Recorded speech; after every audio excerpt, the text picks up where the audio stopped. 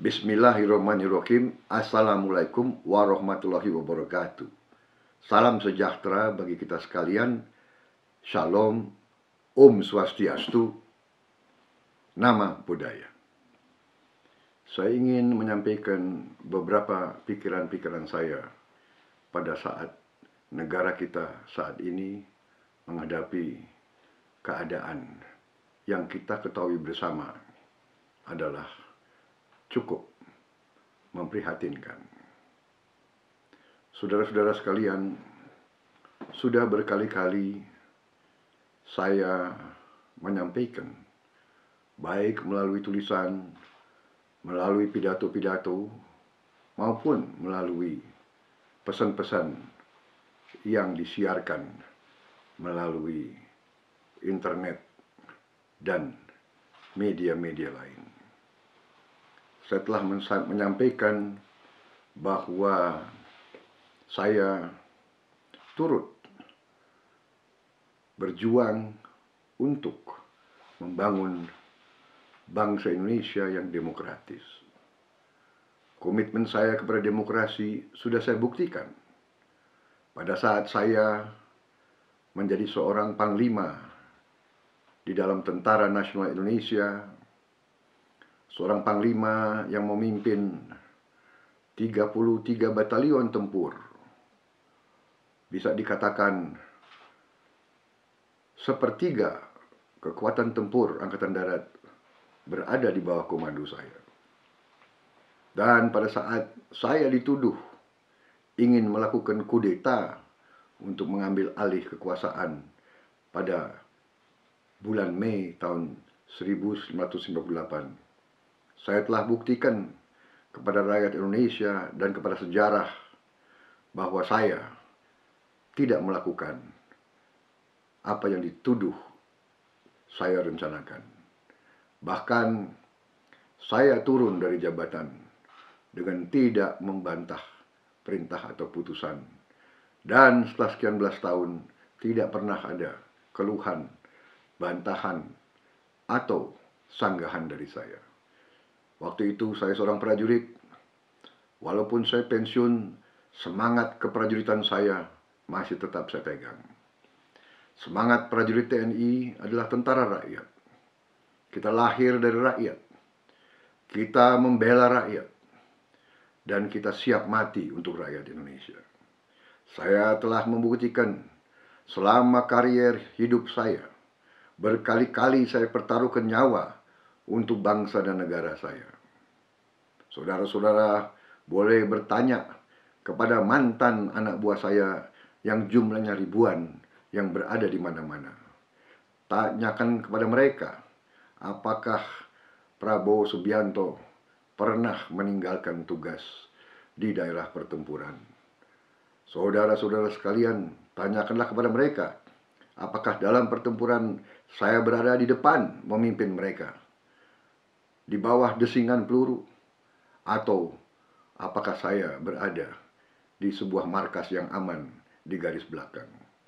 Saudara-saudara sekalian, saya sebagai patriot telah bersumpah untuk membela dan membangun bangsa saya.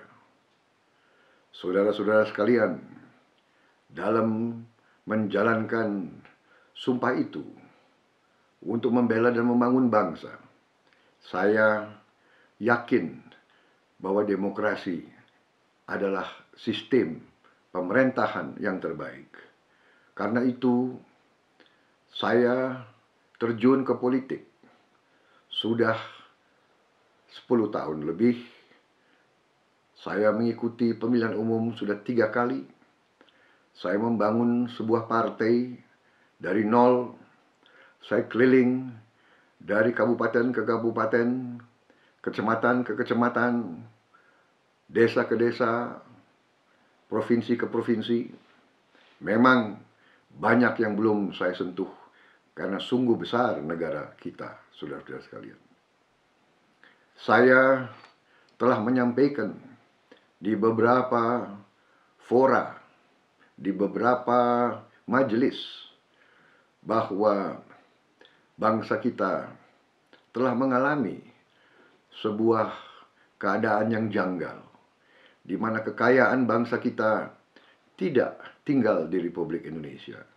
Kekayaan kita mengalir terus keluar. Karena itulah saya berjuang untuk merubah sistem ini. Saya berjuang untuk mengamankan kekayaan rakyat dan kekayaan negara. Karena itu saya berbicara dari hati saya yang paling dalam. Saudara-saudara sekalian, saya percaya bahwa demokrasi harus dilaksanakan dengan sebaik-baiknya. Karena itu, pelaksanaan pemilihan presiden yang baru kita laksanakan adalah harapan kita semua bahwa mandat yang diberikan kepada rakyat, saya ulangi, diberikan dari rakyat kepada siapapun, bahwa mandat itu harus diberikan secara benar-benar, secara adil, secara terbuka, secara bersih, secara jujur. Esensi demokrasi adalah pemilihan yang bersih dan pemilihan yang jujur.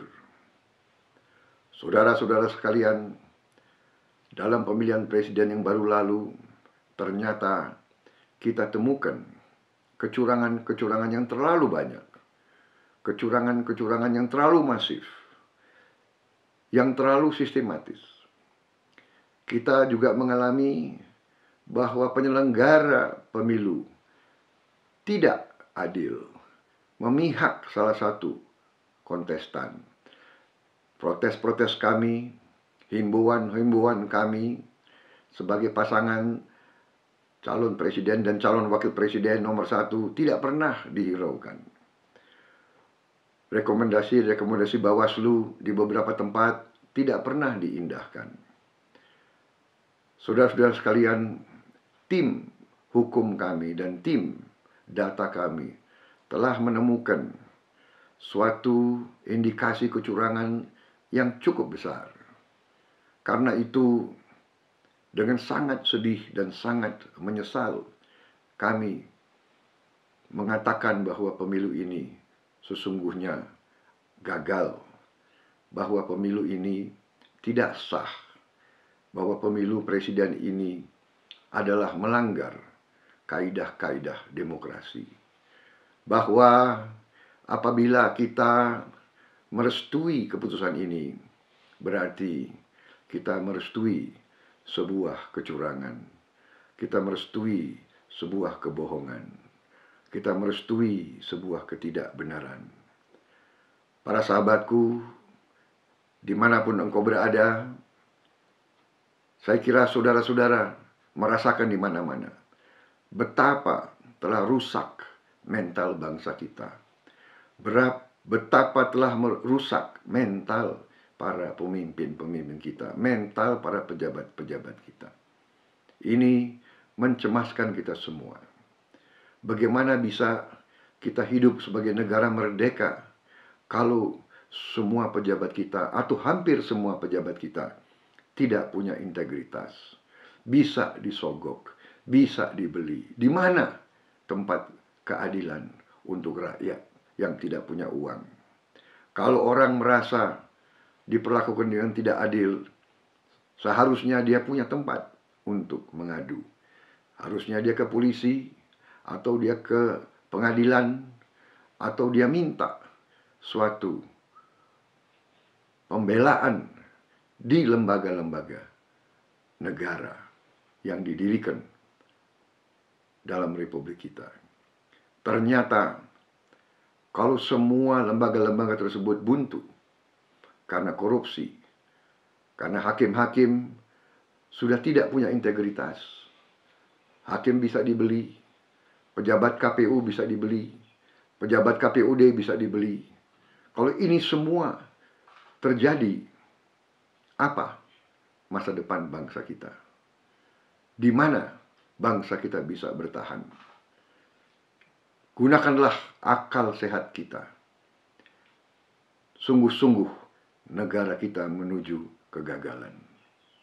Saudara-saudara, saya katakan, ada kalanya dalam hidup kita harus memilih pilihan yang sulit.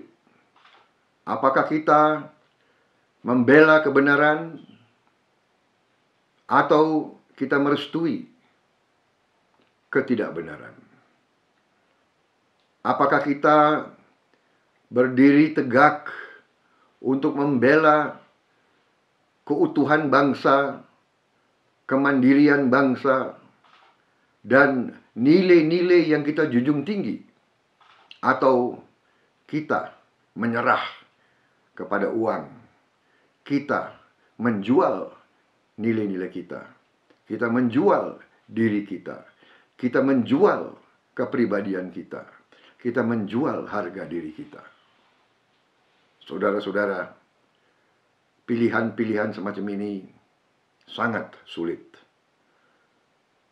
Pada tahun 45, pemimpin-pemimpin kita dihadapkan dengan pilihan semacam ini. Apakah menyatakan kemerdekaan atau menunggu kemerdekaan diberikan oleh penjajah?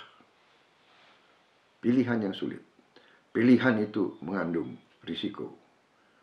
Mereka yang menghendaki menyatakan kemerdekaan agar kemerdekaan kita bukan hadiah dari penjajah, memang mempertaruhkan nyawanya dalam risiko. Dalam 10 November tahun 45, rakyat Surabaya dan pemimpin-pemimpin di Surabaya juga dihadapkan dengan pilihan yang susah, yang sulit.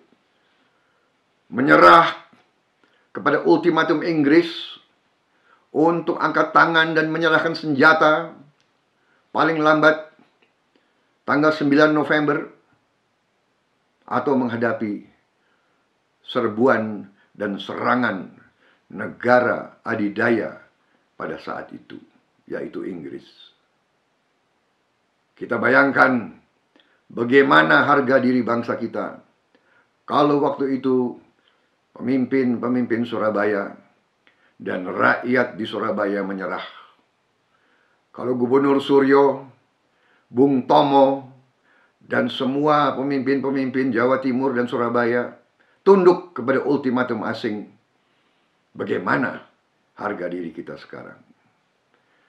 Juga dalam krisis-krisis besar bangsa kita tahun 65, apakah memilih membela Pancasila atau menyerah kepada ideologi yang tidak sesuai dengan bangsa kita, yaitu komunisme? Saudara-saudara, demikian juga pada tahun 98, pada era reformasi, banyak pemimpin kita juga dihadapkan dengan pilihan yang susah. Membela sistem yang kurang demokratis atau berani membawa reformasi dan demokrasi. Reformasi dan demokrasi telah kita jalankan selama 16 tahun. Saudara-saudara sekalian, banyak lawan-lawan saya selalu hendak mendiskreditkan saya. Saya digambarkan sebagai seorang yang haus kekuasaan, yang nafsu untuk berkuasa. Dan saya digambarkan orang yang suka menggunakan kekerasan, yang kejam, dan sebagainya, dan sebagainya. Saudara-saudara, saya telah membuktikan setelah sekian belas tahun bahwa saya selalu mengutamakan jalan damai. Saya seorang mantan prajurit yang mengerti perang. Saya pernah melihat perang. Saya pernah melihat korban-korban perang. Komandan yang sangat saya hormati gugur di tangan saya. Anak buah saya yang terbaik gugur di sekitar saya.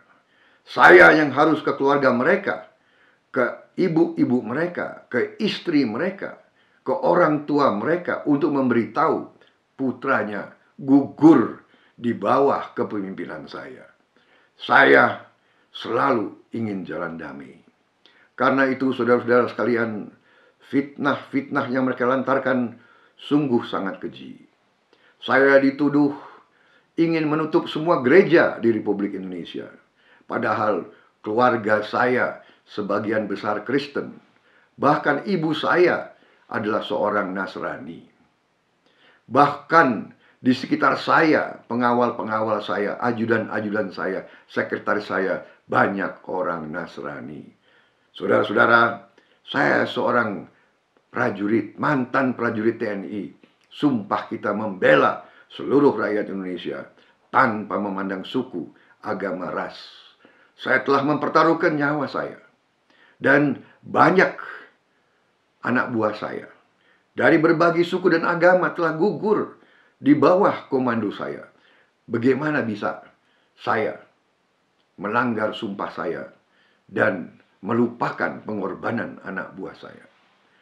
Saudara-saudara, saya juga telah difitnah seolah-olah bahwa saya adalah anti etnis Tionghoa.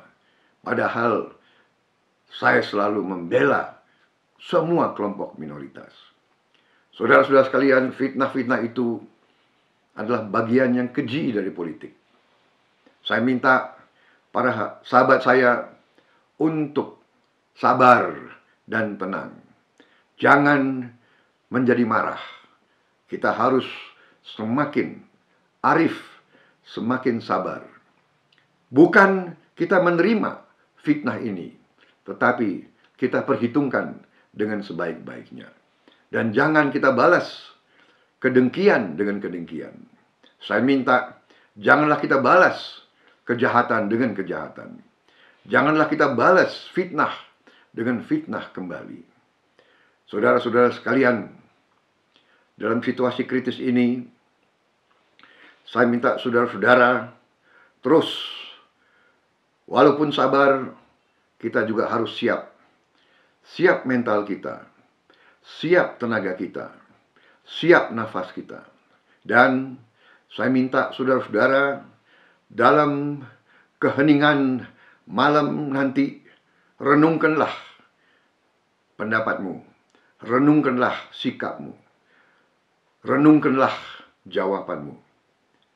Saya bertanya, apakah kita membela kebenaran terus atau kita menyerah kepada ketidakbenaran, kepada kecurangan, kepada kezoliman.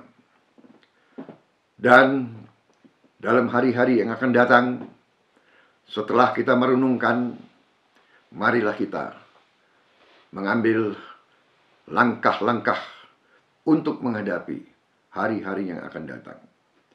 Saya telah memilih berjuang di atas landasan konstitusional. Saya sangat-sangat sulit menyerah kepada keadaan yang tidak benar dan tidak adil. Saya menilai keadaan ini adalah syarat dengan campur tangan asing. Ada negara-negara tertentu yang ingin Indonesia lemah, yang ingin Indonesia hancur, yang ingin Indonesia miskin. Kita telah mendapat bukti-bukti yang cukup kuat tentang keterlibatan mereka. Tetapi tetap kita harus tenang, kita harus sabar, dan kita harus tidak melupakan kekuatan kita sendiri. Saudara-saudara sekalian, katakanlah dari hitungan yang mereka anggap benar, yang kita anggap tidak benar, puluhan juta rakyat Indonesia berada bersama kita. Puluhan juta. Bahkan sahabat-sahabatku di Facebook saya, sekarang jumlahnya sudah lebih dari 8 juta orang. Saya minta para sahabatku yang sejati, mungkin saja ada yang masuk hanya ikut-ikutan, tapi mereka yang benar-benar ingin bersama saya dalam memperjuangkan dan membela nilai-nilai kebaikan, nilai-nilai membela Indonesia, nilai-nilai membangun Indonesia yang benar, yang baik untuk anak dan cucu kita.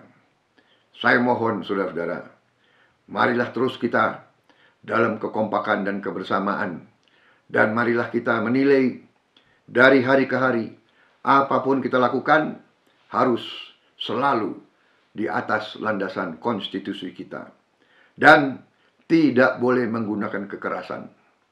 Kita akan melaksanakan perjuangan apapun di atas landasan satyagraha yang telah diberi contoh oleh seorang tokoh di India, Mahatma Gandhi, dan di Amerika, Martin Luther King, dan di Afrika Selatan, Nelson Mandela.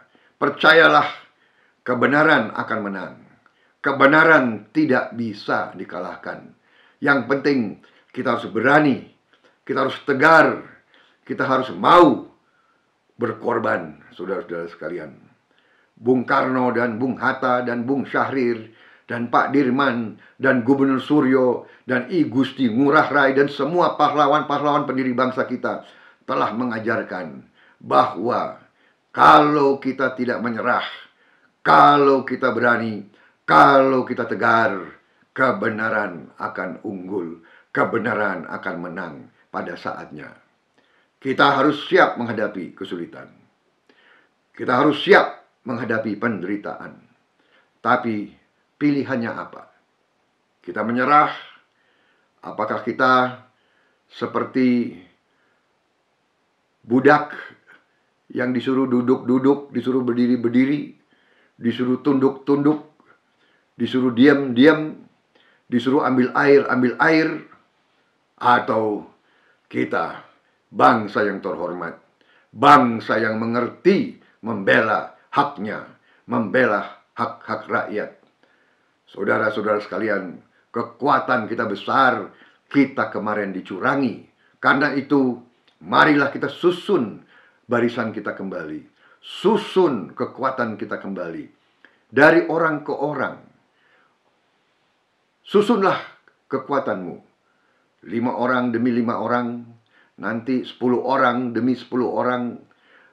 Adakan diskusi, bahas di rumah masing-masing, atur pada saat nanti kita akan umumkan bagaimana perjuangan kita.